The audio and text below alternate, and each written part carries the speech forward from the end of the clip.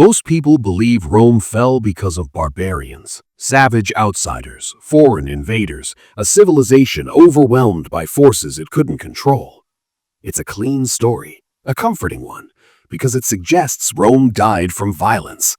But the truth is far more unsettling. By the time the barbarians arrived, Rome was already hollow. The empire didn't collapse from invasion, it collapsed from erosion, and the erosion began with money.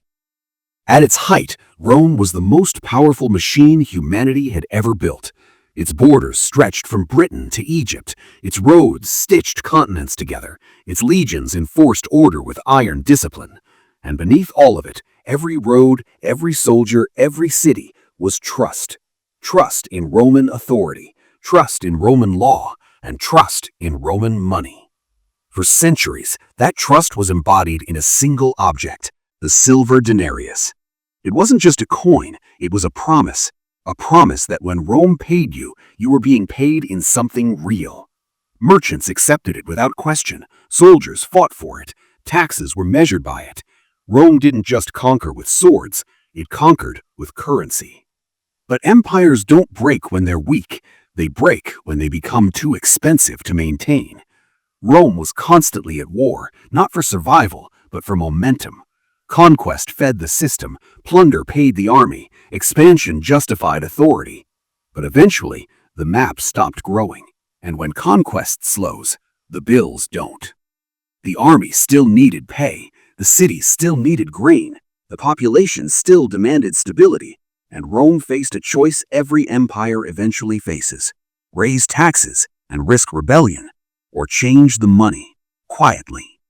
Rome chose quietly. At first, the change was invisible. The denarius still looked the same size, same stamp, same emperor's face. But inside the coin, the silver content shrank, just a little, barely noticeable. Rome mixed silver with copper, stretching each bar of precious metal into more coins, more pay, more spending, same authority. No announcements, no debates, just money, slightly thinner than before. This wasn't corruption, it was design. Each emperor inherited a problem and passed it forward, diluted. A little less silver for the next reign, a little more spending to buy peace. And it worked, at first. People trusted the stamp. They always trust the stamp. Authority is powerful that way.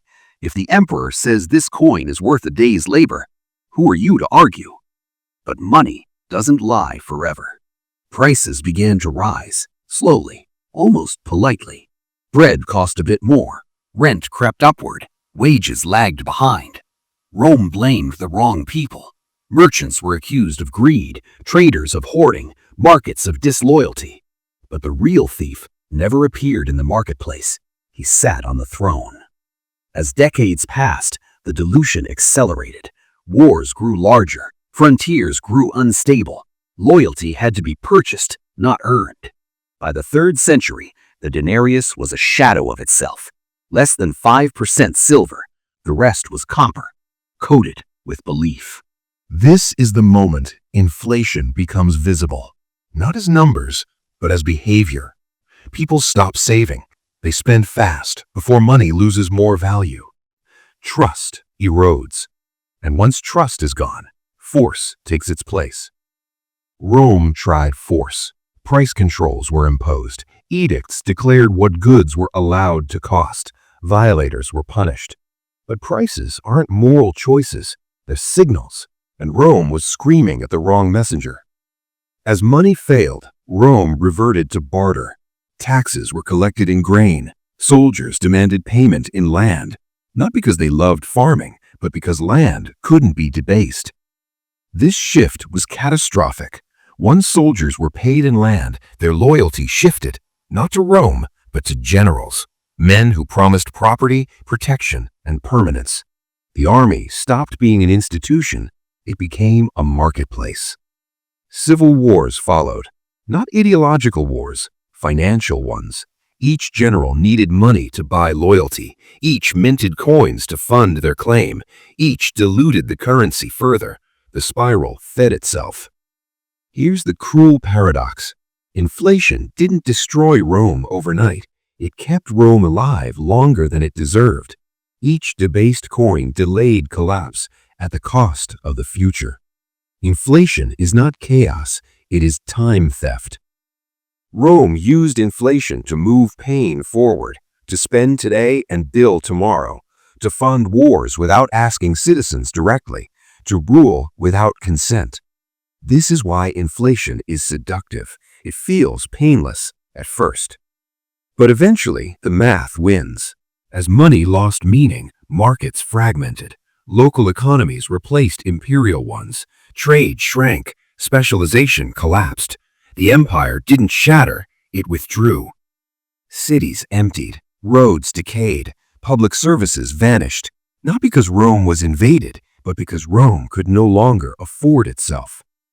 By the time barbarian armies crossed the borders, they weren't conquering a strong empire, they were inheriting a broken one, often peacefully, often welcomed, because anything was better than a system that taxed you in fake money. Rome didn't fall in flames, it faded, and most citizens never saw a single barbarian. They just lived poorer lives than their parents and poorer lives than their children expected. That's the most dangerous kind of collapse, the kind that feels normal. Rome never fixed inflation, because to fix it would require honesty, higher taxes, lower spending, less empire. And those are choices empires never make willingly. So Rome chose illusion, more coins, less silver, same promises, until the promises meant nothing.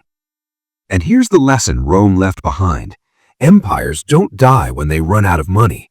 They die when money stops being real, when currency becomes a tool of politics instead of trust, when citizens realize they're being taxed invisibly. The barbarians didn't end Rome. They arrived after the damage was done. The real collapse happened quietly, in the mint. History doesn't repeat, but it rhymes. And Rome was the first empire to learn that fake money can hold power together, right up until it tears everything apart.